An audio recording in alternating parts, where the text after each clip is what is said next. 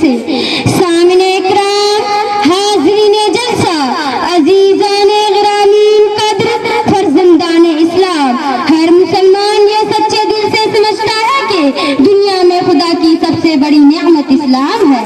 ہر مسلمان اس بات پر خدا کا شکر گزار ہے کہ اس نے نبی کریم صلی اللہ علیہ وسلم کی امت میں اس کو شامل کیا اور اسلام کی نعمت عطا کی۔ خود اللہ تعالیٰ بھی اس کو اپنے بندوں پر اپنا سب سے بڑا انعام قرار دیتا ہے۔ چنانچہ قرآن شریف میں ارشاد ہوا، اليوم اکملت لکم دینکم واتممت علیکم نعمتی ورضیت لکم الاسلام دینا، یعنی آج میں نے تمہارے لیے دین کامل کر دیا اور تم پر اپنی نعمت پوری کر دی اور تمہارے لیے دین اسلام کو پسند کیا۔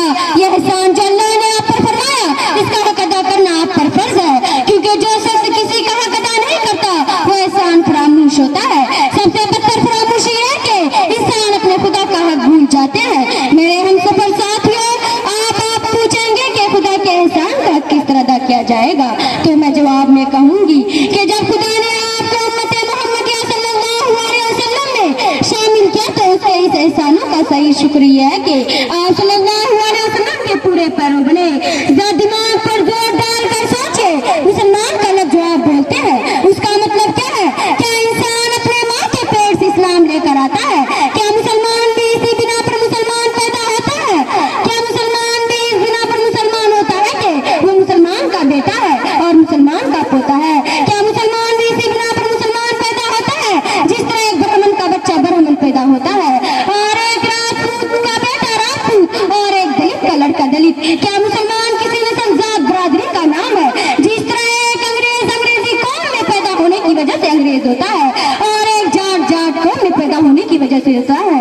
اسی طرح ایک مسلمان صرف اس وجہ سے مسلمان ہوتا ہے کہ وہ مسلمان نامی قوم میں پیدا ہوا۔ آپ کہتے ہیں کہ اسلام لانے سے آدمی مسلمان بن جاتا ہے۔ سوال یہ ہے کہ اسلام لانے کا مطلب کیا ہے کہ جو آدمی اپنی زبان سے کہہ دے میں مسلمان بن گیا ہوں اور وہ مسلمان ہو گیا، یا اسلام لانے کا مطلب یہ ہے کہ جس طرح ایک برہمن پجاری بغیر سمجھے بوجھے سنسکرت کے چند منتر پڑھ دیتا ہے، اسی طرح ایک شخص عربی کے چند فکرے بغیر سمجھے بوجھے اپنی زبان سے ادا کر دے اور بس وہ مسلمان ہو گیا۔ آپ بتائیے کہ سوال کا آپ کیا جواب دیں گے؟ آپ یہی کہیں گے کہ اسلام لانے کا مطلب یہ ہے کہ حضرت محمد مصطفیٰ صلی اللہ علیہ وسلم نے جو تعلیم دی آدمی اس کو جان سمجھ کر دل سے قبول کر لے اور اس کے مطابق عمل کرے۔ جیسا کرے وہ مسلمان ہے، جیسا نہ کرے وہ مسلمان نہیں۔ یہ جواب جو آپ دیں گے اس سے خود بخود یہ بات کھل گئی کہ اسلام میں پہلے علم کا نام ہے اور علم کے بعد عمل کا نام ہے۔ ایک شخص بغیر علم کے برہمن ہو سکتا ہے کیونکہ وہ برہمن پیدا ہوا اور برہمن ہی رہے گا۔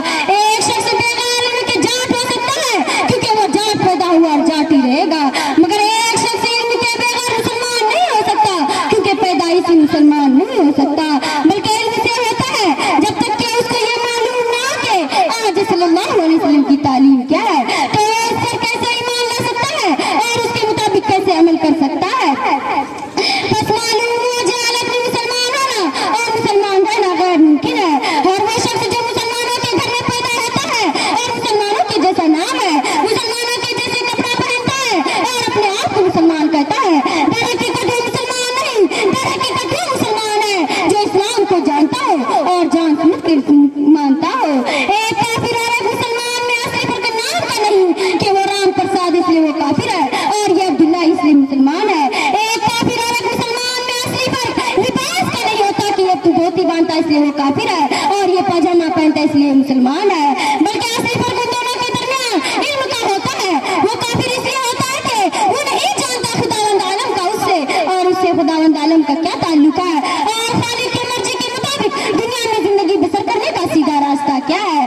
اگر یہی حال ایک مسلمان بچے کا رہا تو بتائیے کہ آپ کس چیز کی بنا پر یہ فرق کرتے ہیں کہ یہ کیوں کہتے ہیں کہ یہ مسلمان ہے اور یہ کافر ہے۔ میرے ہمدم و ہمسفر عزیز دوستوں، یہ علم جس کی ضرورت بیان کر رہی ہوں اس سے آپ کے اور آپ کے اولاد کے مسلمان ہونے اور مسلمان رہنے پر انحصار ہے۔ یہ کوئی معمولی چیز نہیں کہ اس سے بے پرواہی کی جائے۔ آپ اپنے کھیتی باڑی کے کاموں میں غفلت نہیں کرتے، آپ اپنی زراعت کو پانی دینے اور فصلوں کی حفاظت کرنے میں غفلت نہیں کرتے۔ یہ کس لیے؟ محض اس لیے کہ اگر غفلت